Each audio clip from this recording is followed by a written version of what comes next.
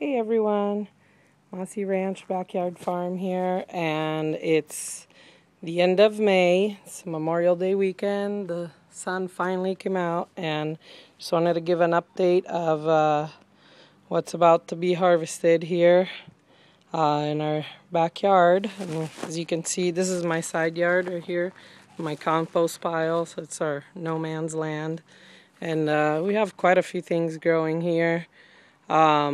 We just really like to pack things in. So here at this border we have some chives and green onions, and we got a row of artichokes, which are perennials here in the Northwest, especially if you can put them up by a wall to retain heat and keep them away from the wind. You can cut the stalks all the way down in the winter and cover the leaves that you cut. Just put them on top of the plant, and they should survive the winter just fine. But we have our first artichokes.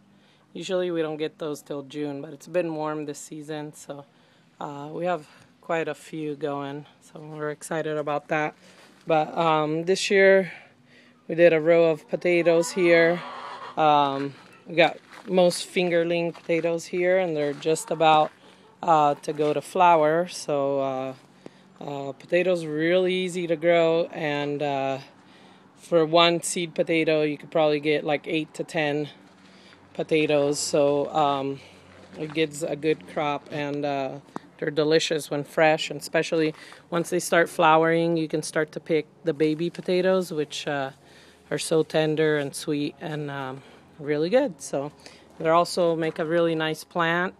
They love water, sun, but here they get part sun and they're doing great. So I found a good spot for them.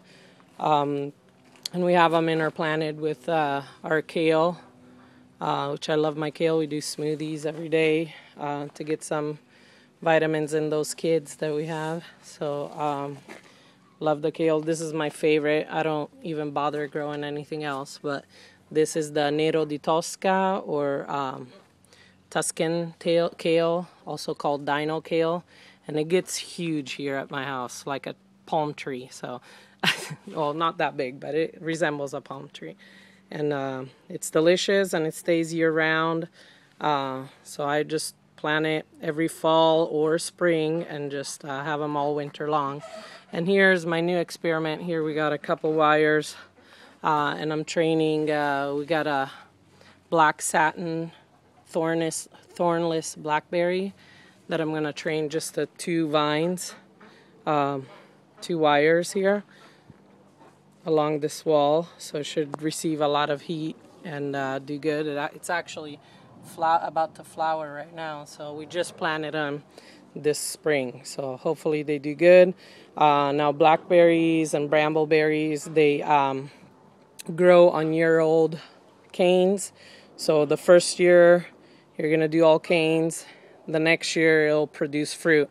So what I like to do is I'll keep the new shoots, the new canes on this bottom wire, or maybe even have them going one way, and then the flowering canes, the fruiting canes on the other side or on the top wire.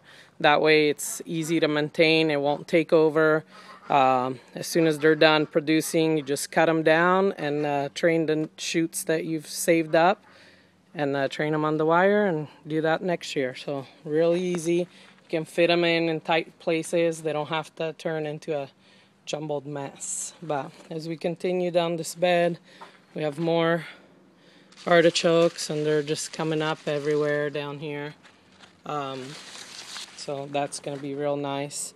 We have more potatoes here. We have this is an all blue, so you can kind of tell it has the purple kind of stalk. So and these are more fingerling here, but as you can see, you can have your vegetables, have them look nice, and you can eat them too. So definitely I encourage to grow vegetables. They're just once you think about just the foliage and the way the plant grows, you can just treat it just like a regular landscape plant. here we got more artichokes. And down here we got, this is our boysenberry. It's going to be trained the same along this wire. So it'll fill up this wall nicely. More chives here at the end. And these are, this is jungle here, are my container potatoes. Potatoes do great in containers. Let's see if we can get down here. And I just have them in the nursery containers. And what I do is I just start up with just maybe 4 or 6 inches of dirt. Set my seed potatoes. Make sure they have like 2 or 3 eyes on them.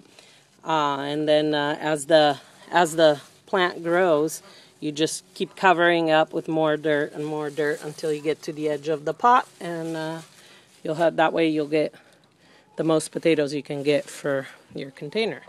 And as you can see, these are all different kinds. We got Yukon Gold, all blue, purple Viking, and we have fingerlings and another one. It's not red Norland, but can't quite remember the variety. I have them down there somewhere, but it's a fun project to do with kids as well. They love to, they're just really impressed by how fast and how big they get, and then they get to dig up their own potatoes, so it's kind of cool. And here, as you can see, they're all going to flower, and yeah, can't wait. And this is just a 3.5, 4 foot bed by, I would say, 15-20 feet, and just a small space. It's my no man's land here. I have my compost bin, and yeah, you can just grow stuff anywhere. I just really like to pack them in. I try to think of things that like the same amount of water and light, so then it's not terribly difficult to keep up. And then here in this other bed, this is just like, usually I just keep my plants that I haven't planted. It's like my temporary place for my plants. But I planted garlic last fall, and we have elephant garlic here is about to flower. And garlic's another, you gotta kind of think about it, and you plant it around October here in the Northwest, and it'll come up next summer. It'll give you the garlic, so just kind of dedicate a space for a long time, but it's definitely worth it. I have a couple different varieties here. I'm not quite sure what I have, but this is probably a 4 by 6 or 8 foot bed, and we have about 60 different garlic plants. So got a couple onions, but one day my son left the little gate open there, and the chickens took the chance to come and scratch everything down, so my onions are pretty much gone. But also I always keep these guys, violas here. They're edible, they're cool in salads.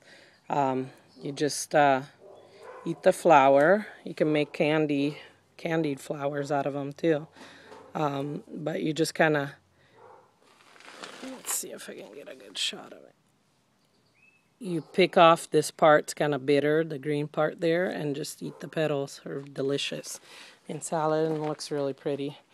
But anyways, just here we got our apples, and it's just loaded with fruit. I love these columnar apples. They fit in small spaces, and they just produce a lot of fruit. I'm gonna have to thin it out. I'll wait for the June drop. In June they always lose part of their crops. They kind of